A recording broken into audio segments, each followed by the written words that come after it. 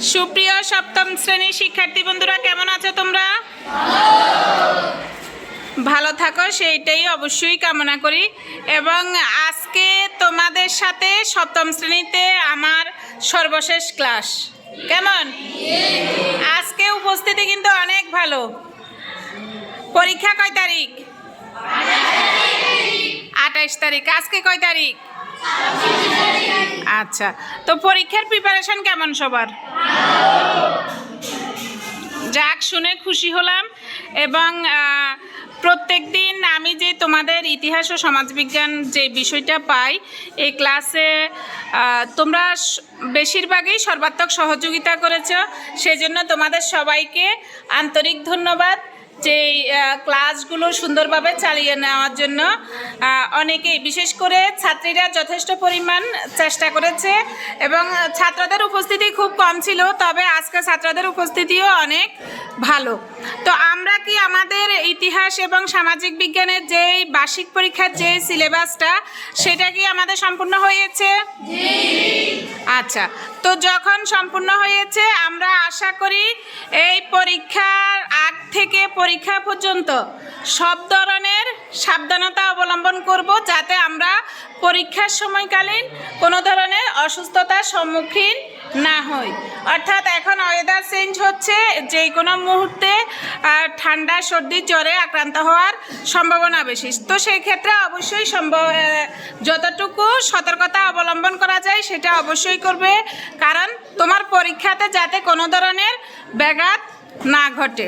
এবং এই পরীক্ষার সময় খাওয়া দাওয়া থেকে সব কিছু নিয়ম মাফিক অবশ্যই করবে এবং পড়াশোনাটা অবশ্যই ভালোভাবে কন্টিনিউ করে যাবে। এবং পরীক্ষায় যে প্রশ্ন আসে, অনেক সময়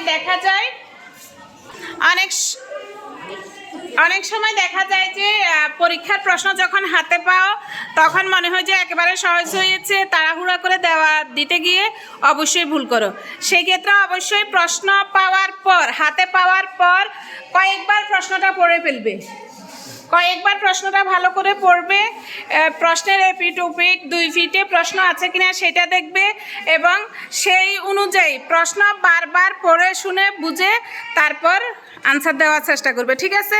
অনেক সময় দেখা যায় যে সহজ প্রশ্ন এসেছে, তাড়াহুড়ার কারণে সেটা তোমরা ভুল করো এবং অনেক ক্ষেত্রে সেই ভুল পাওয়া গেছে যে ক্লাসে যখন পরীক্ষাগুলো নেওয়া হয়েছে তখন কিন্তু এই ধরনের সমস্যার সম্মুখীন হয়েছে তোমরা।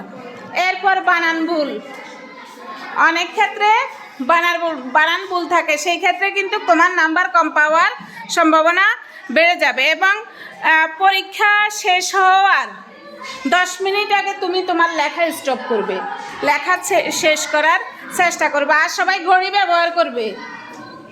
ঘড়ি আছে সবার?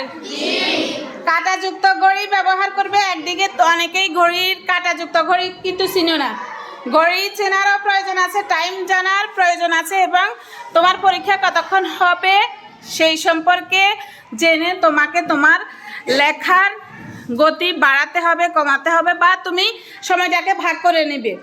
এবং অবশ্যই তোমাকে 10 মিনিট আগে লেখা যদি তুমি স্টপ করতে পারো, সেই ক্ষেত্রে তুমি তোমার খাতাটা আবার রিভাইজ দিতে পারবে, যে কোথাও কোনো ভুল হয়েছে কিনা সেই ক্ষেত্রে তুমি আবার সেটা রিভাইজ দিতে পারবে। অবশ্যই পরীক্ষার খাতায় তোমার নাম, রোল, শ্রেণী সেটা উল্লেখ করবে। নাম, রোল, শ্রেণী না দিয়ে তুমি যদি চলে যাও, অবশ্যই টিচাররা সেটা চেক করবে, তারপরে তোমার দায়িত্ব তুমি সুন্দরভাবে সেটা পালন করবে। এবং পরীক্ষা চলাকালীন তোমাকে অ্যাডমিট অবশ্যই নিয়ে আসতে হবে, স্কুল ড্রেস পরিধান করে আসতে হবে, পরিষ্কার পরিচ্ছন্ন হয়ে অবশ্যই তুমি পরীক্ষায় অ্যাটেন্ড করবে। তো তোমাদের সবার জন্য অনেক অনেক শুভকামনা রইল পরবর্তীতে, যাতে তোমরা অষ্টম শ্রেণীতে সবাই, এখানে যারা আছো সপ্তম শ্রেণীতে যারা আছো, সবাই যাতে অষ্টম শ্রেণীতে উন্নীত হতে পারো, সেজন্য সবার জন্য রইল মন থেকে অনেক অনেক ভালোবাসা এবং শুভকামনা।